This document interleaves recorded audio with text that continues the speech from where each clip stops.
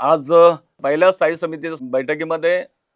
या ठिकाणी आज प्रशासनाकडून आयुक्तांकडून ज्या जमा खर्चाचा लेखाजोखा आम्ही या ठिकाणी घेतलेला आहे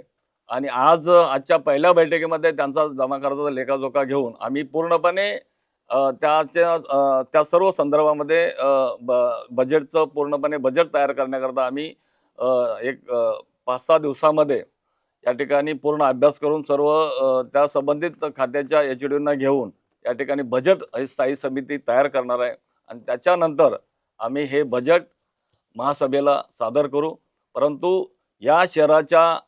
भवितव्यासाठी या शहराला चांगल्या योग्य त्या ठिकाणी आपलं कामं झाली पाहिजेत, गोरगरिबांच्या तळागाळातील सर्वसामान्य नागरिकांना न्याय मिळाला पाहिजे, याकरता आम्ही हा पूर्णपणे